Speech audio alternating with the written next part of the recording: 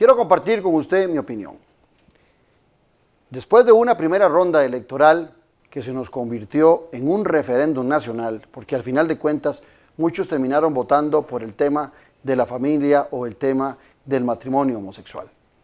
Eso nos llevó en muchas ocasiones a perder la perspectiva de lo que representa una campaña nacional. Sin embargo, el tema de los derechos humanos siempre tiene que estar presente en cualquier campaña electoral. Los derechos humanos se han transformado, han aparecido de nuevas generaciones y estos derechos humanos siempre estarán presentes como un eje transversal en cualquier política pública, económica, social, la que sea. Hay que conocer bien a qué se refieren ellos y hay que conocer cuál fue el debate que se dio en la primera ronda electoral sobre este tema. Pero este tema no debe obstruir el conocimiento de los grandes problemas nacionales, porque hay otros sectores, sobre todo aquellos que viven en la pobreza, más de un 20% de costarricenses, que padecen el peor de todos los derechos humanos, o el peor de todas las violaciones de los derechos humanos, no tener comida y no tener vivienda. Los derechos humanos son un eje transversal de cualquier decisión política y esa es mi opinión.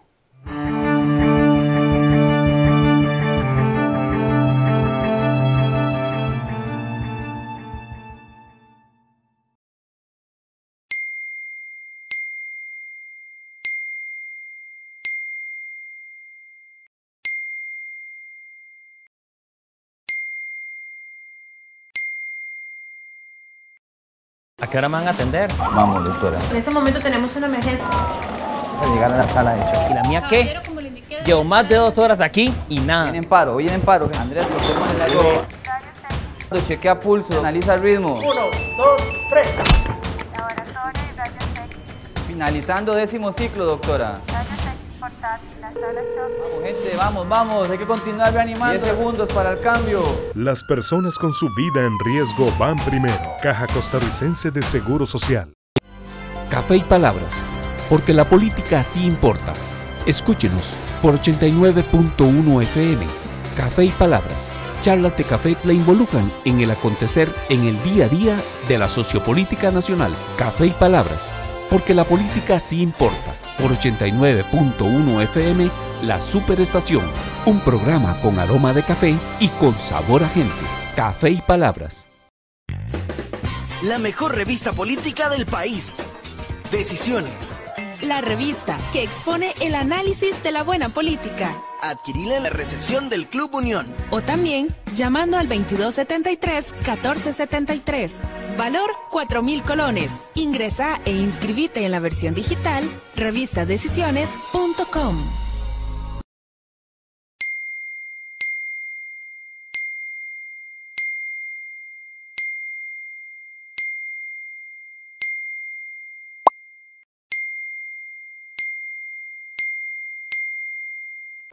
La primera ronda electoral en nuestro país se decidió al final de cuentas por un tema que han llamado derechos humanos, que es el matrimonio homosexual, y tuvo un papel protagónico la Corte Interamericana de Derechos Humanos. He creído oportuno para nutrirme yo y que usted se nutra, traer 2 expertos en el tema, y para eso he invitado a 2 grandes conocedores. He invitado a don Manuel Ventura Robles. Don Manuel fue secretario y juez de la Corte Interamericana de Derechos Humanos, donde inició desde su fundación en este tribunal, pionero de la jurisprudencia a nivel internacional y especialmente continental en materia de derechos humanos. Y el otro invitado es don Manrique Jiménez Mesa. Manrique es doctor en Derecho, escritor y estudioso investigador sobre los derechos humanos, ex magistrado suplente de la Sala Constitucional y ex magistrado ad hoc del Tribunal Supremo de Elecciones. Señores, gracias por aceptar la invitación. Mucho gusto, Claudio. Mucho gusto, muy agradecido por la invitación. Yo soy agradecido y el televidente al final me va a dar más las gracias. Salud por nosotros, salud, televidente, salud, y sobre Manuel. todo Salud. por nuestro país. Yo tengo aquí una lectura que quiero hacer, que creo que resume lo que sucedió para el televidente y después quiero oírlos a ustedes. La Corte Interamericana de Derechos Humanos dice, abro comillas, es necesario que los estados garanticen el acceso de todas las figuras ya existentes en los ordenamientos jurídicos internos, incluyendo el derecho al matrimonio, para asegurar la protección de todos los derechos de las familias conformadas por parejas del mismo sexo, sin discriminación con respecto a las que están constituidas con parejas heterosexuales. Y eso cambió el panorama en un país que tiene como uno de sus vértices, sus grandes columnas, la defensa de los derechos humanos. Hasta un candidato, don Manuel, dijo que nos retirábamos. ¿Cuál es su lectura sobre esta parte que creo que resume las casi 90 páginas de la opinión consultiva de la Corte? Mire, sobre ese punto, a mí me pareció excelente el voto observado del juez Eduardo Biogros. Igualmente. De Chile. Él dice, o se pregunta que por qué hace la Corte esa afirmación si no hubo una pregunta específica del Estado sobre ese punto, y en segundo lugar, que la Convención dice expresamente que el matrimonio es entre hombre y mujer. Artículo 17, exacto. Artículo 17, exacto, don Enrique. ¿Son cuántos jueces? 7. Uno salvó el voto. Correcto. ¿Y cuál es tu parecer en esa posición? Coincido plenamente con don Manuel, me encantó el voto salvado o disidente, como lo llaman, de este señor Biogrosio, chileno me dicen, ¿verdad? Chileno. Sí, muy atinente, muy bien, muy buena en la interpretación.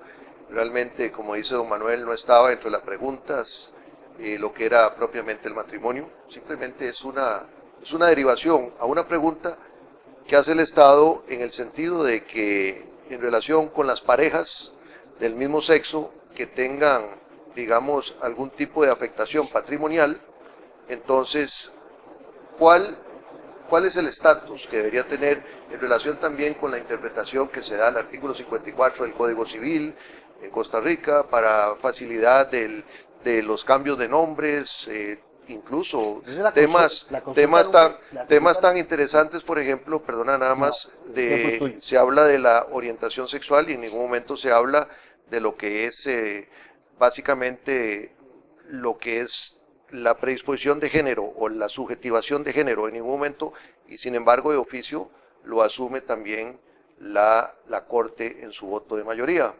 Esa es una de las críticas que también hace Biogrosio en ese sentido, pero me parece muy importante porque como derivación de esa pregunta se dice, bueno, y entonces ¿cuál sería el instrumento jurídico para llevar adelante la garantía a las personas del mismo sexo desde el punto de vista patrimonial? Pero lo más interesante, el Estado costarricense dice cuál es la figura jurídica, cuando en Europa, que es interesante señalarlo, los votos de la Corte Europea de Estrasburgo ha señalado que lo importante es que los estados lleven adelante una política de no discriminación, pero lo interesante es, y existen distintos instrumentos jurídicos, lo dice expresamente, en ningún momento dice solamente el matrimonio, tanto es así que hay algunos países que en Europa no lo tienen implementado, aunque 13, 14 con Austria, que va más o menos en un Pero ya, plazo de por un ejemplo, año. ya Colombia, Argentina, Brasil, Uruguay, Estados Unidos, en muchos estados, Canadá, sí. México en algunos estados, ya tienen, don Manuel, tienen ya la decisión al respecto del matrimonio. ¿Por qué? Sé que conoce por dentro a ese tribunal, ¿por qué se atreven entonces los jueces a dar ese paso más allá? Porque a la vez, te dejo la pregunta, a los países que no tienen esa figura, prácticamente les están diciendo, tienen que crearla. Pues no necesariamente. Primero, la actual composición de la Corte, yo salí de la Corte hace 2 años, retirado. Hay 3 jueces con que yo no trabajé. Así que es muy difícil conocer el movimiento de una Corte si no está uno ahí sentado. Y en segundo lugar, yo creo que tiene que quedar claro, porque ha sido objeto de discusión también, que Costa Rica presenta una consulta, una solicitud de opinión consultiva, de acuerdo con el artículo 64 de la Convención, que regula la función consultiva de la Corte. La función jurisdiccional está regulada por los artículos 62 y 63. Las sentencias de la Corte emitidas conforme al artículo 62 y 63 son de carácter obligatorio. Las opiniones consultivas, una opinión del tribunal, no tienen ese carácter. por una razón técnica, una opinión consultiva no se puede ejecutar como una sentencia. Así es.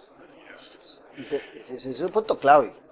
Esto es muy importante. Así es. Lo que pasa es que la Corte, sea una opinión consultiva, sea una sentencia, tiene un lenguaje siempre general a todos los tribunales, que es de decir, haga esto, haga aquello, ordena. Y la gente se confunde y cree que hay una obligación, pero ningún Estado de la OEA, Estado parte de la Convención Americana sobre Derechos Humanos, se va a sentir obligado por una resolución de esa naturaleza. Entonces, la reacción que tuvo tanto Fabricio Alvarado cuando dicen nos salimos de la Corte Interamericana de Derechos Humanos, y la reacción que tuvieron también las parejas homosexuales de querer inmediatamente ir a inscribir sus matrimonios, estaban totalmente ambas salidas del contexto de lo que decía la Corte. Sí, hay un punto interesante con lo que dice don Manuel, estoy totalmente de acuerdo. Una de las diferencias sustanciales entre una opinión consultiva y lo que es una sentencia condenatoria, que se llama contencioso, realmente es la materia de ejecución de sentencias. Claro, por ejemplo, aquí, sobre todo de efectos patrimoniales.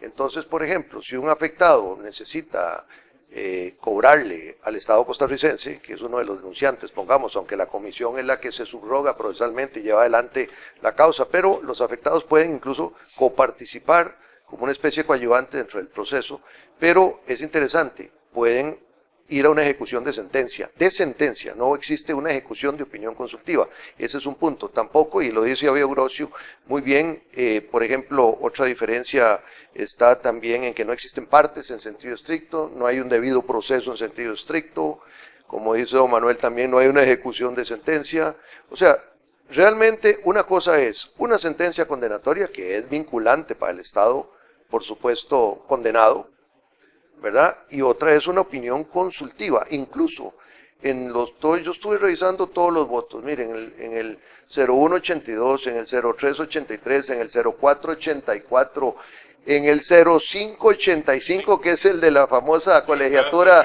de los, exactamente, de los periodistas, que tiene que ver con vos, que hasta 10 años después, también de ejercer el periodismo, pero hasta 10 años después, realmente lo integra la jurisdicción costarricense a través de la Sala Constitucional en una sentencia, que digamos son dos formas que se utilizan los estados para que una opinión consultiva se interne, o sea, que forme parte del ordenamiento jurídico y pueda ejecutarse eventualmente. Por ejemplo, Costa Rica, con la Sala Constitucional, lo del voto de la opinión consultiva en materia de la libre colegiatura, digamos, de los periodistas, lo integra en el voto 23-13-95, 10 años después. Eso demuestra que evidentemente no es vinculante. O sea, Costa Rica lo incorporó a través de una sentencia. O también, por ejemplo, es que me interesa ahí, en ese voto que lo integra 10 años después, ¿qué sucedió durante esos 10 años? Hubo un debate en Costa Rica al respecto. Bueno, déjeme contarle el cuento, yo creo que no deja de ser interesante. ¿Usted se acuerda del Tico Times? Sí. Bueno, en el Tico Times trabajaba un periodista norteamericano que se llamaba Stephen Schmidt, y este periodista no estaba colegiado. Entonces el colegio periodista lo acusó penalmente por ejercer el periodismo sin estar colegiado. Entonces el señor llevó el caso a la Comisión Interamericana de Derechos Humanos y la comisión le da la razón a Stephen Schmidt. Tiene que estar colegiado para ejercer la libertad de expresión o el periodismo. Lo que pasa es que entonces la comisión, una serie de ONGs, visitan al canciller de Costa Rica, Carlos José Gutiérrez, y al presidente Luis Alberto Monge, y le piden que someta el caso a la Corte. Costa Rica dice, ¿por qué voy a someter el caso a la Corte? Y yo gané el caso en la comisión, ¿para qué lo voy a exponerme a perder el caso en la Corte? Bueno, entonces acuerdan hacerle a la Corte una solicitud de opinión consultiva, que es la OC5 a que se refiere don Manrique. Se hace la consulta a la Corte, comparece una enorme cantidad de partes y gente y ONGs, y la Corte dice que para el caso de los periodistas no es necesario estar colegiado para ejercer como tales, porque dicen ellos el ejercicio del periodismo y la libertad de expresión están íntimamente imbricados. es una misma cosa. No es lo mismo que un abogado, que un médico que sí tiene que colegiarse.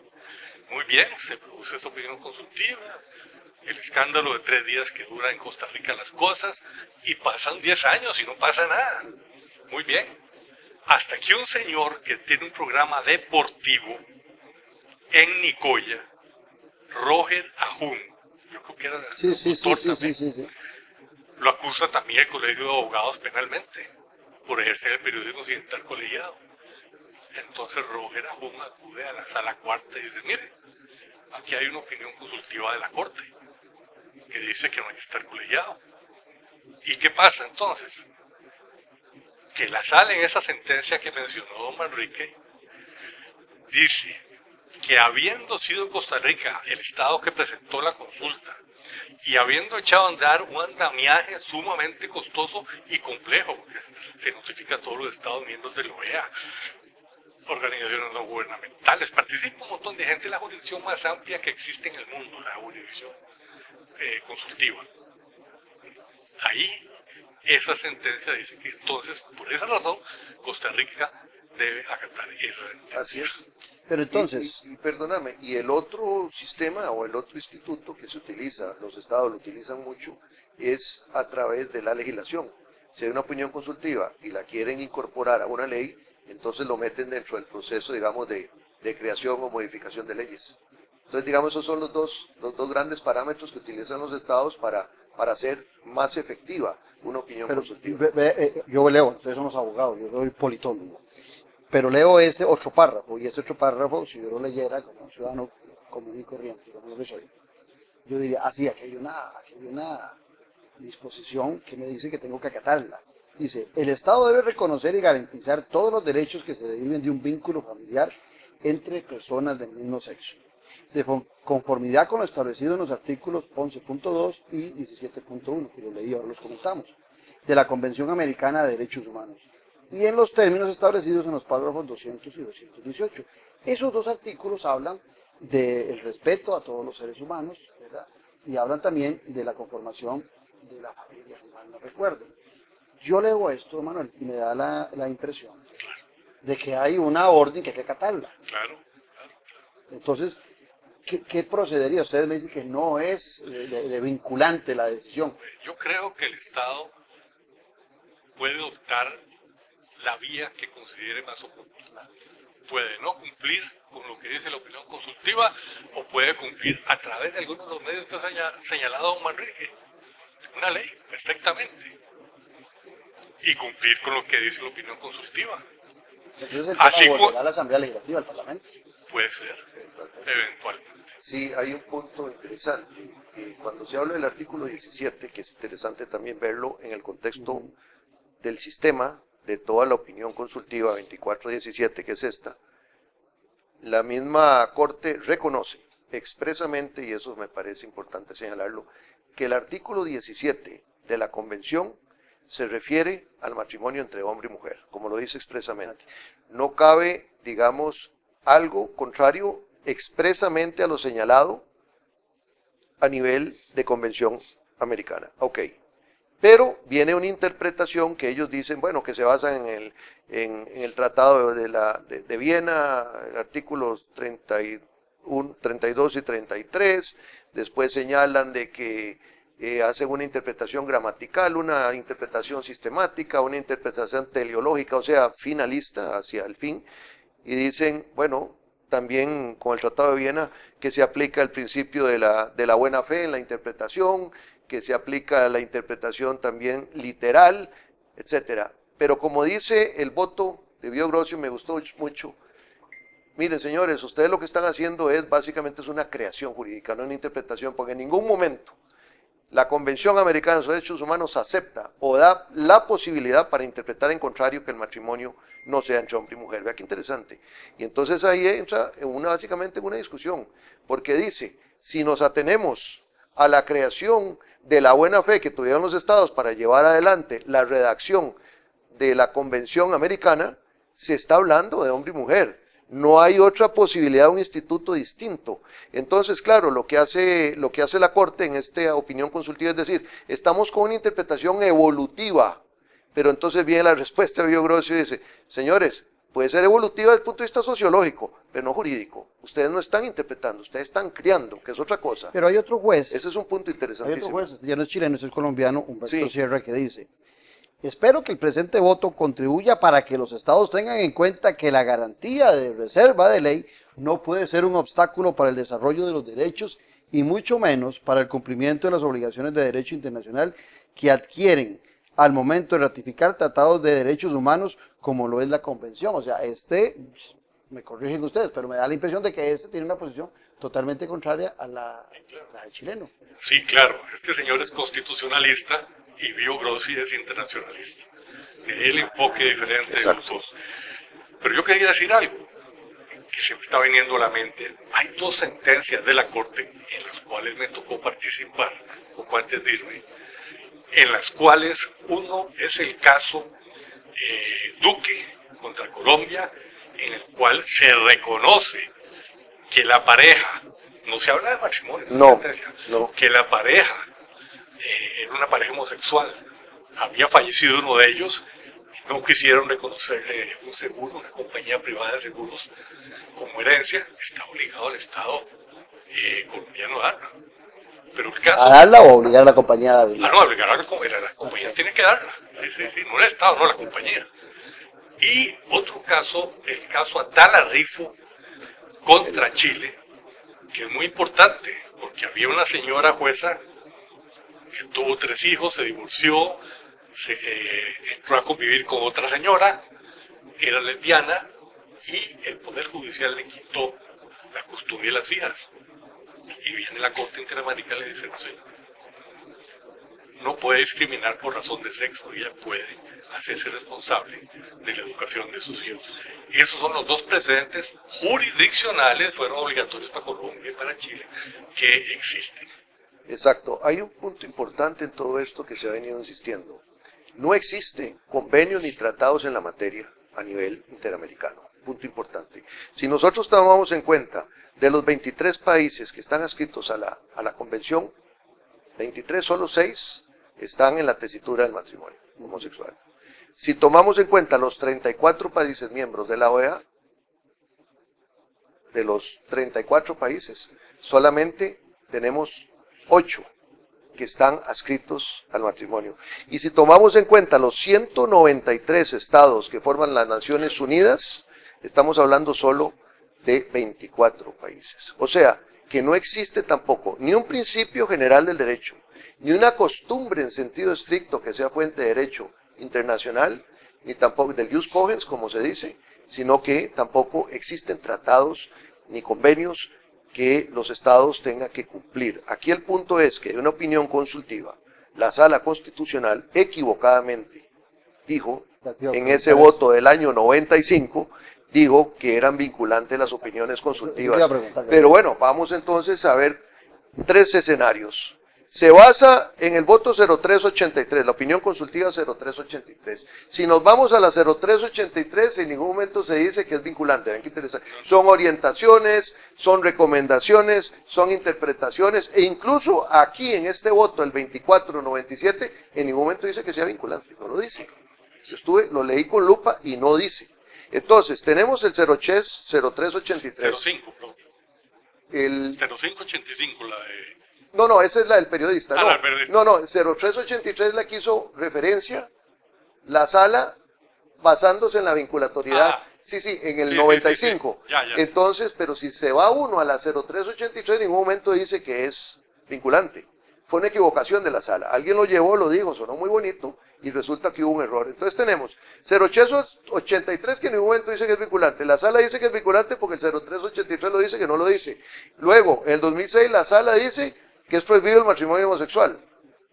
Y ahora, en esta opinión consultiva, llega la Corte Interamericana y dice, bienvenido el matrimonio homosexual. Entonces, ¿cómo se maneja todo este asunto de interpretación? Hay otro punto, Manrique, el 12484 sobre la naturalización presentada por Costa Rica. Costa Rica acata lo que dice la Corte ahí, permite el matrimonio de extranjeros con costarricenses que sus defectos. Así es. Y fue una opinión consultiva presentada por Costa Rica. Me acuerdo que comparecieron los magistrados del Tribunal Supremo y pero una opinión consultiva igual que esta. Igual que esa. Sí, igual. Don Bernal Villegas fue el de los gestores, que no era magistrado entonces. Pero entonces esto es algo muy importante. Lo primero que se dijo aquí es nos vamos de la convención. Nos retiramos de la corte primero, después nos vamos de la convención. Y después se agregó, nos vamos de la OEA, y si es del caso Naciones Unidas. Bueno. No sé. Pues fue al calor de la campaña. Al calor de la campaña. Y generó que Fabricio esté en la segunda ronda. Ya le dio resultado. Desde el punto de vista estratégico, pero no desde el punto de vista racional, ni desde el punto de vista de justicia, ni nada. Pero nada más para terminar, don Manuel, lo de la idea que es muy importante. Tenemos un menjunje de interpretación. Muy bien. ¿Qué ha dicho permanentemente la Sala Constitucional, ya hablando a nivel interno? Ha señalado que en materia de derechos humanos la interpretación que da la Corte Interamericana prevalece incluso sobre lo que pueda decir el mismo Tribunal Constitucional e incluso la letra de la Constitución si va en un plano expansivo y evolutivo. Ok. Pero ¿qué ha dicho entonces la Corte Interamericana? Ha dicho que no es vinculante. O sea, las opiniones consultivas no son vinculantes, es lo que viene diciendo la Corte de manera permanente.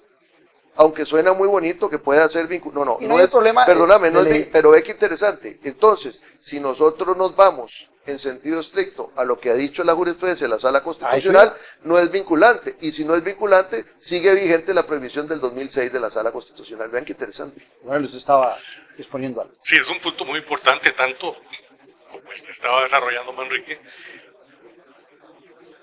Ustedes recuerdan que durante la presidencia de Fujimori en Perú, llegó un momento en que se retiró de la competencia contenciosa de la Corte, la competencia obligatoria de la Corte. Y esto fue aprobado por el Congreso de Perú. Bueno, esto ocasionó una guerra en el sistema interamericano a tal punto que los estados mandaron una comisión a hablar con el Perú para resolver esta situación, entre otras muchas cosas, entre ellas las elecciones, porque quería ser candidato por tercera vez Fujimori. Bueno, ¿qué pasó? Había dos sentencias muy importantes que acababan de llegar a la Corte, dos casos, perdón. El caso del Tribunal Constitucional de Perú, que Fujimori había destituido a 3 magistrados porque se oponían a la reelección de él. Y el caso de un periodista, Baruch Ishper Bonse, que era dueño de un canal de televisión, y como atacaba al gobierno le quitaron la nacionalidad y le confiscaron el canal. Muy bien. Entonces, como Perú dice que ya no es parte en estos casos, y se le notificaba una resolución, llegaba el embajador y la devolvía. Entonces, la Corte emite 2 sentencias sobre competencia. Ahí está la mano de un gran juez, Antonio Cansado Trindade, y dice la Corte que no es posible retirarle la competencia obligatoria a la Corte. Que la única manera de hacer esto es denunciando la convención, es decir, retirándose de todo. De acuerdo con el artículo 70. No es por partes. No es por partes. Por todo, nada. Con otra cosa muy importante. Retirando, y de acuerdo con la Convención de Viena sobre el derecho y los tratados, entonces después de que el Estado denuncia la Convención, tiene que pasar un año para escuchar las observaciones de otros Estados, etc.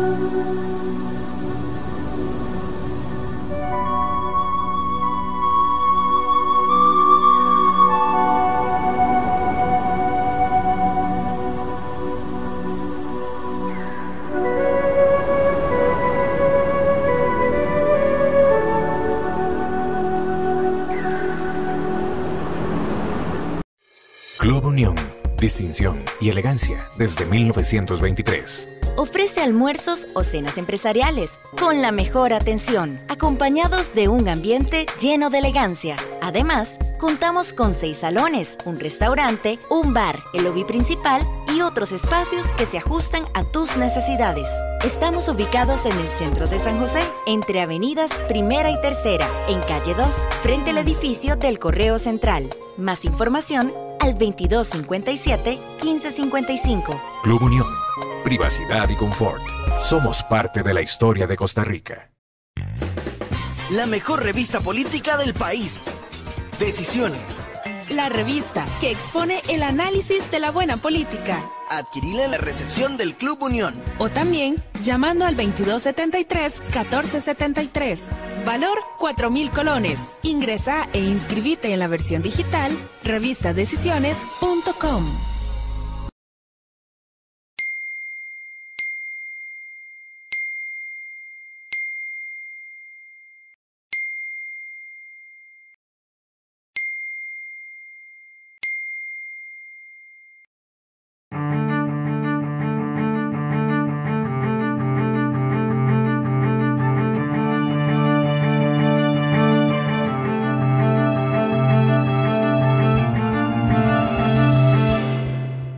Les pregunto a ambos, el hecho que haya sido Costa Rica el que dio esa opinión consultiva, puede ser que exonere a otras naciones de no verlo vinculante ni sentir ningún compromiso porque no fueron ellos. Pero en el caso de Costa Rica no tiene, si no es vinculante, no tendrá al menos un peso político significativo de que el país que lo consulta después archive el tema como si nada hubiese pasado cuando fue el Ejecutivo del momento quien lo consultó. Claro, no, tiene usted toda la razón. Absolutamente, totalmente de acuerdo. Hay un punto importante, por ejemplo, cuando condenaron a Costa Rica, en el caso Mauricio Herrera, La Nación, por ejemplo, es muy interesante señalarlo. Se condenó a Costa Rica por no tener la segunda instancia, artículo 8 de la Convención Americana sobre Derechos Humanos. Y, exacto, hace dos H, exacto. Y entonces resulta que no tenía, y entonces incluso Costa Rica hizo una opinión consultiva para tratar de, ya estaba el contencioso, y le dijeron no, se rechaza ad portas porque realmente no vamos a adelantar criterio porque ya está en un proceso contencioso. Caso contencioso exacto, encubierto. Exactamente, entonces déjenos a nosotros trabajar y ya vendrá la sentencia, pero no podemos adelantar criterio con una opinión consultiva.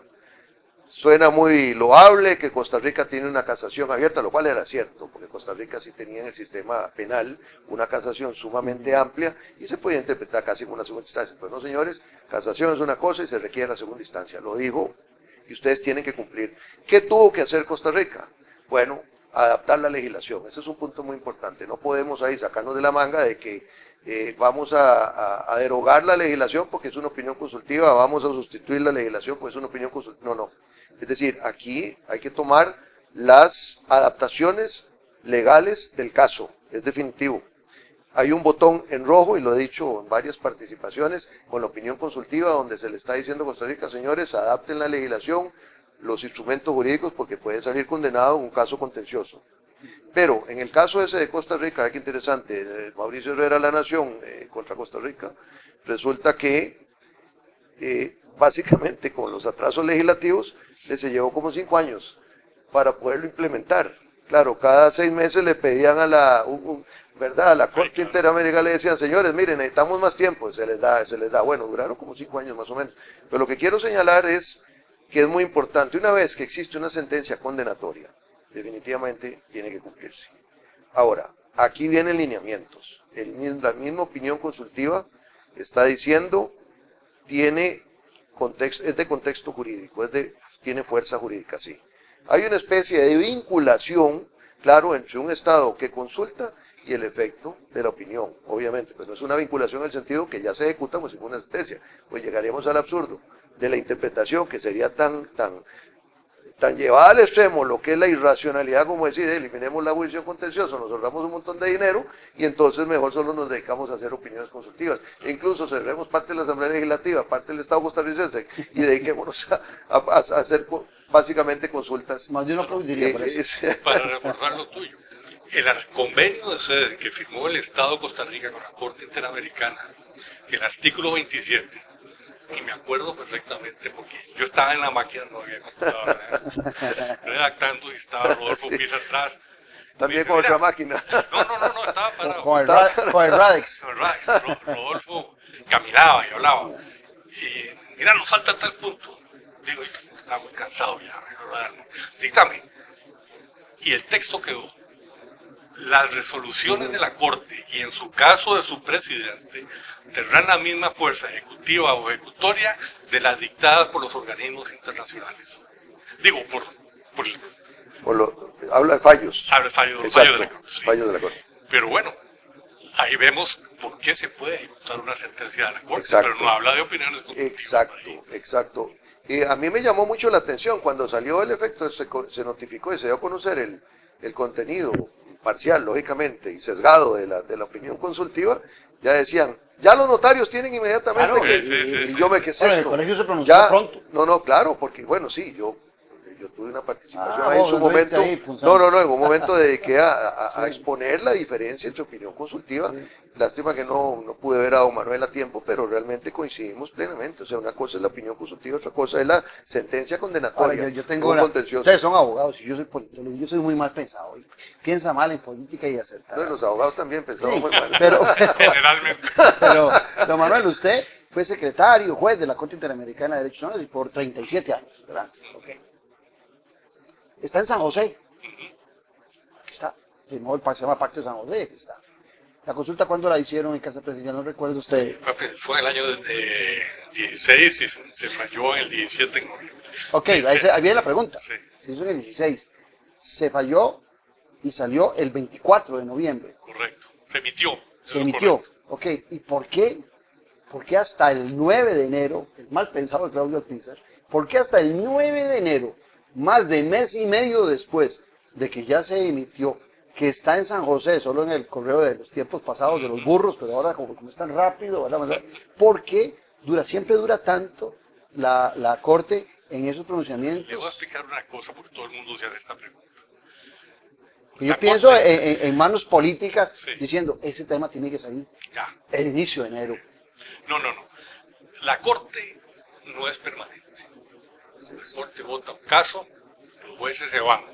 Entonces le corresponde a la Secretaría trabajar no esa opinión consultiva, creo que eran 2, 4, 5 casos, y el informe anual todo al mismo tiempo. Bueno, corrigen las citas, verifican las citas, y correcciones de estilo, revisan con la jurisprudencia de la Corte las citas a ver si están correctas. Bueno, es una labor muy difícil, gente. De burocracia pura. De burocracia, claro. Sí, claro. Esto lo hacen los abogados y los pasantes. Entonces, eso les toma generalmente un mes, más o menos. O sea que para mí, sin saber qué pasó, eso vino terminando para las fiestas de Navidad. Entonces se quedó para enero. Ahora. Y nada se filtra, siendo mal pensado, nada se filtra. No. Yo lo que le digo, y esto es una crítica mía, a quien autorizó la notificación, yo como secretario me dirijo al presidente y le digo, mire, esto puede tener una repercusión en las elecciones de Costa Rica. Si ya le hemos sostenido 7 semanas, ¿por qué no notificamos en febrero? No hay ningún problema. Exacto. Era lo más prudente. Era lo más prudente. Eso es. Entonces le faltó prudencia. Eso se llama criterio de oportunidad. El mundo jurídico. Posiblemente consultaron a todos los jueces. Yo no sé cómo lo hicieron. Ya yo no estoy ahí, pero era lo lógico. Ahora, cuando lo que yo he leído de la opinión consultiva, me parece que tiene elementos muy valiosos. Sí. Y que hay que rescatarlos en nuestro país y en nuestra legislación. Y creo que las personas homosexuales tienen los mismos derechos que cualquier heterosexual, y se llame o matrimonio o le pongamos otro nombre, tiene que existir una figura que los permita a ellos poder vivir en... Que puede no ser matrimonio, que ese es el punto, punto importante que Europa ha dicho. Sí, puede llamarse diferente. Puede ser unión de hecho, unión patrimonial, unión civil, etcétera.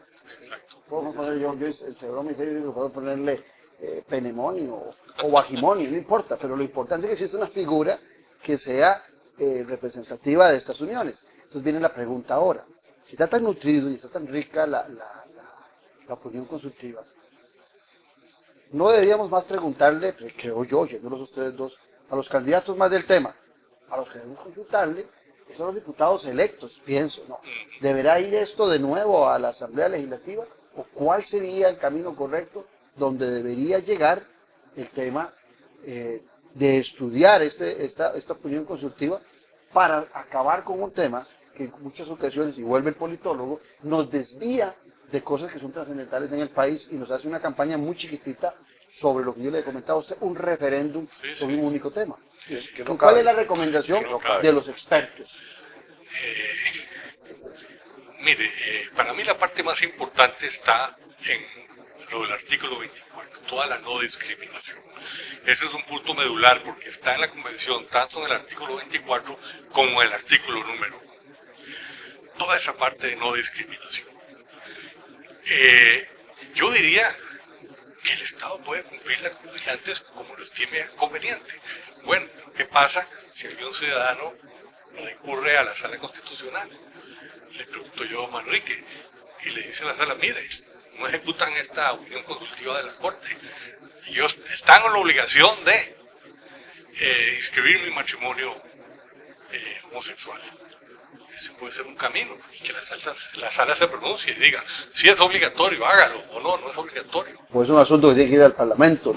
O no, esto tiene que ir a donde el legislador, a que arregle este problema, es otro camino. Exacto, son otros caminos que pueden haber.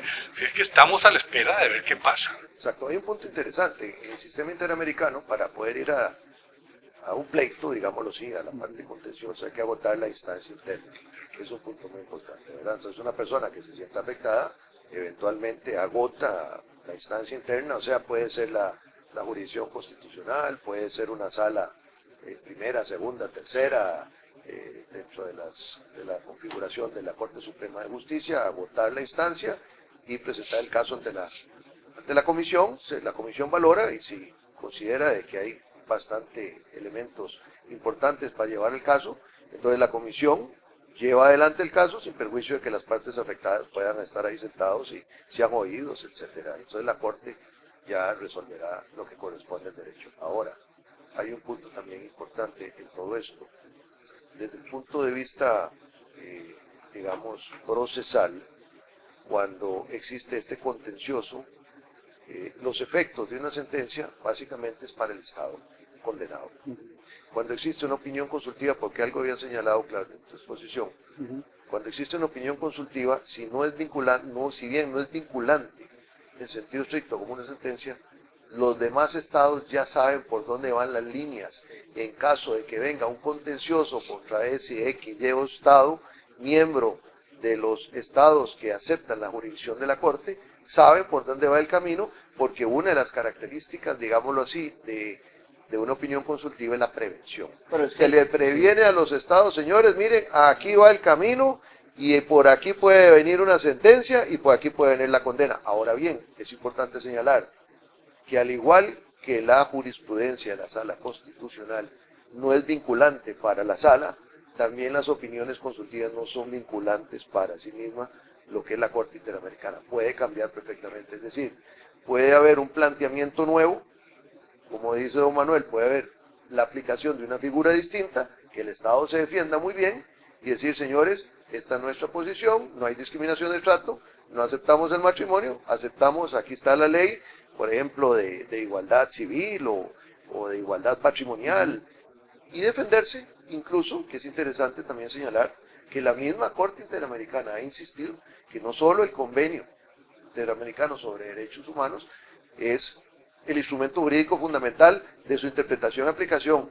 No, hay muchos otros convenios y tratados que tienen relación con el sistema interamericano, e incluso ha dicho, y se reconoce también la jurisprudencia que ha dictado la Corte Europea de Derechos Humanos y el mismo Convenio de Derechos Humanos. Entonces, perfectamente un país, incluso Costa Rica, puede sacar adelante una ley que no necesariamente es la del matrimonio, defendiendo la tesis de la no discriminación y decir, señores, nosotros también estamos avalando ese principio que es muy interesante de la jurisprudencia europea, por virtud de lo que ha dicho la misma Corte Interamericana de Derechos Humanos en la materia. Es que a través de las opiniones consultivas, y ya está la 24 y ya hay una 25 presentada sobre otro tema, la Corte crea una doctrina en materia de protección de derechos humanos. Y esta doctrina ayuda a los estados a cumplir con sus obligaciones en materia de derechos humanos. Lo que vos estabas diciendo es una guía que tiene. Exactamente. Una guía. Pero desde el punto de vista político, Manuel, al final de cuentas, esta consulta, aunque haya sido ventilada en un momento inoportuno por los jueces, fortalece a Costa Rica dentro del marco de lo que ha sido la defensa de los derechos humanos de un país que es reconocido, con todos nuestros defectos a nivel internacional, es reconocido por levantar su bandera. Sí.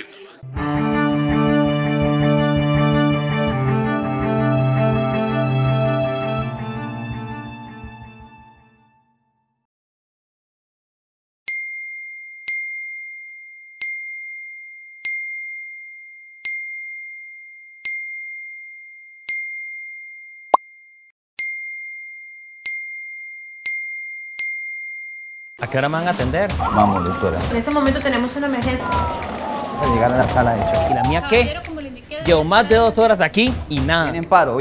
Andrés, procedemos en el chequea pulso, analiza el ritmo. 1, 2, 3. Laboratorio y rayos X.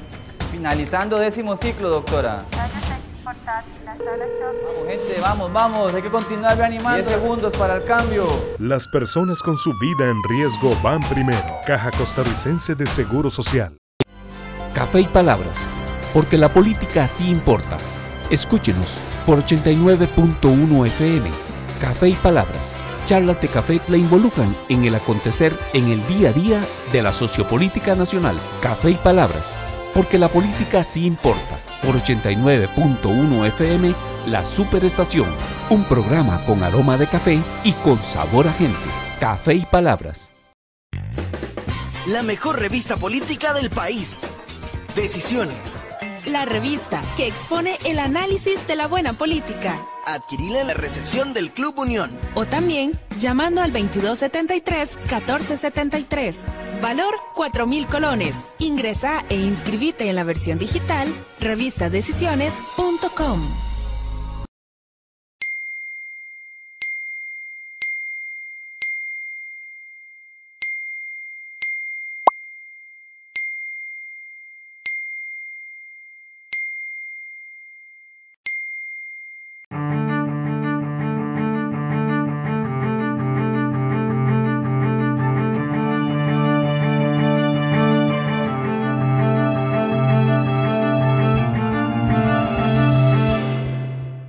Cuando la gente habla, que es otro tema que quiero plantearles, ya casi se nos va el tiempo, es el tema de la soberanía. ¿Cómo funciona el tema de la soberanía con la Corte Interamericana de Derechos Humanos para cualquier caso? Mire, muy sencillo. Ese fue uno de los primeros puntos que se dijo. Están violando la soberanía. No están violando la soberanía. Primero, el concepto de soberanía, después de la Segunda Guerra Mundial, empieza a evolucionar aceleradamente. Si usted coge un tratadista de antes de la guerra y uno actualmente, se acepta que se pongan limitaciones a la soberanía por múltiples razones, entre ellas fundamentalmente la protección de los derechos humanos. ¿Qué pasa con el Estado de Costa Rica o con cualquiera que ha aceptado la competencia de la Corte? Que voluntariamente aceptó que se limite su soberanía. Voluntariamente aceptó, así es que no hay violación de la soberanía. Así es, yo estoy totalmente de acuerdo. El concepto de soberanía desde el punto de vista doctrinal es un concepto negativo, no negativo desde el punto de vista perjudicial, sino negativo que no existe un poder mayor, digámoslo así, al Estado. Este es el sentido clásico, como dice Manuel, antes de la Segunda Guerra Mundial. No existe un poder mayor que venga a decirle al Estado qué es lo que tiene que hacer, por ejemplo. Muy bien. Ese es el principio básico. Sin embargo, en materia de derechos humanos, los propios estados han aceptado a través del tiempo, ahí va evolucionando, de que en el ejercicio de su soberanía reconocen la jurisdicción de los tribunales en materia de derechos humanos, incluyendo el penal internacional y todo lo demás, para efectos prácticos. Y más, el penal internacional hasta se ha metido incluso que el Estado no lo quiera, porque ya se están persiguiendo básicamente delitos de lesa humanidad, que es un tema interesantísimo, y ahí aunque el Estado, mire, no, nosotros no nos va, vamos a perseguir a los eventualmente violadores de los derechos humanos de lesa humanidad, interesantísimo, y lo vimos con el caso Pinochet, etcétera. Entonces, entramos aquí en una dinámica, no es una negación de la soberanía, es una afirmación de la soberanía porque el propio Estado ha aceptado esa jurisdicción. Costa Rica lo aceptó en el año 80, lo que es la jurisdicción de la Corte y el que la acepta es la Asamblea Legislativa.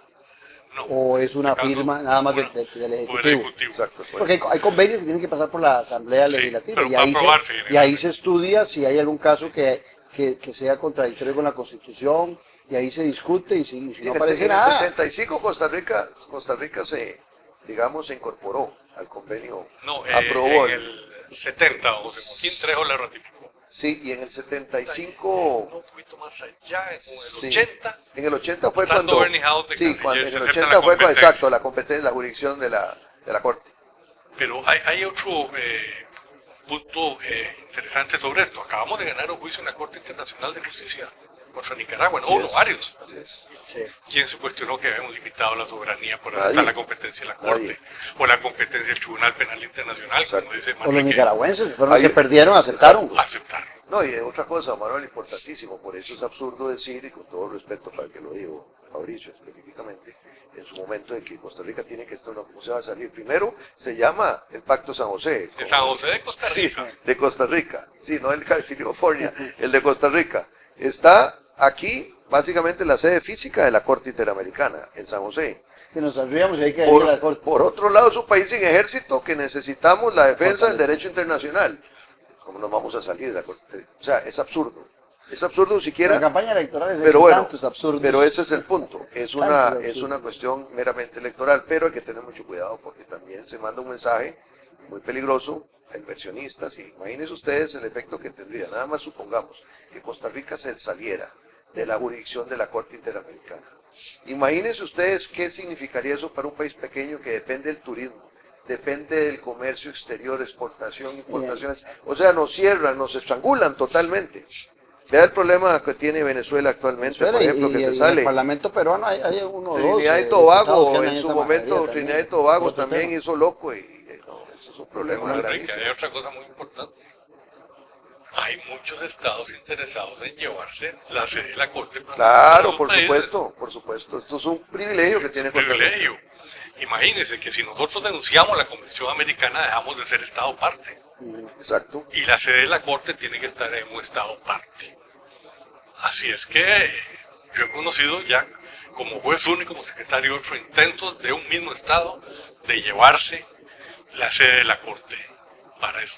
Un Estado muy violento, muy peligroso. Bueno, justamente ya el paso de Fabricio por la casa de Oscar Arias, que no sé de los temas, y don Rafael Ángel Calderón, expresidente y canciller, como que ya lo sacó de ese patín. Claro. Sí, lo que pasa es que hay que tener cuidado también con lo que se dice, más allá de lo electoral, porque es un candidato a la presidencia o cualquier otro, realmente es un mensaje peligroso que se manda al exterior y hay que tener mucho cuidado qué es lo que se dice para la seguridad jurídica y para la seguridad ciudadana en general, y por supuesto también para la seguridad económica del país. Es importantísimo. Manuel, su cierre. Qué lástima. Hemos conversado muy agradable. Sí. Mire, lo importante es que la sede de la Corte Interamericana esté en Costa Rica, siempre lo he dicho yo, aquí no pasa nada. Viene la Corte, se va, emite sentencias en casos importantísimos que aquí no se entera la gente, aquí conoce la gente nada más de Fundación Invirtro y el caso de la Nación, y ahora esta opinión consultiva. Masacres terribles en Colombia, en Guatemala, en Perú, en El Salvador. Tranquilamente, no hay presión sobre la Corte del Estado, ni de nadie. Nadie va a tirar piedras, nadie va a tirar piedras, ni se va a robar un juez. Eso es lo importante de que la sede esté aquí.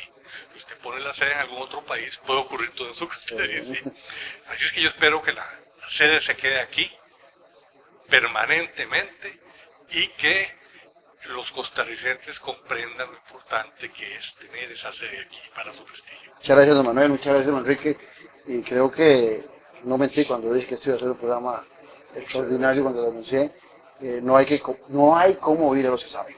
Yo quería nada más señalar que no hay que olvidar como lo hemos aquí confirmado, la necesidad de diferenciar opinión consultiva de sentencias condenatorias. Y esa opinión consultiva es muy interesante desde el punto de vista doctrinal, pero creo que se extralimitó en algunos puntos que realmente debe llamar a la reflexión. Muchas gracias. A ambos, muchas gracias sobre todo gracias a ustedes por habernos Muchas gracias, acompañado. Manuel. Mucho gusto Muchas gracias, de nuevo. Manrique. Para mí un gusto. Igualmente, Claudio. Muchas gracias sobre todo a ustedes por habernos acompañado. Los espero dentro de 8 días aquí en Multimedios, todos los domingos al ser las 8 de la noche, con repetición los sábados a las 7, aquí en Multimedios, la política con P mayúscula. Un abrazo. Muy bien. Salud. Salud, y ahora me quedé con agua, pues ya me lo tomé.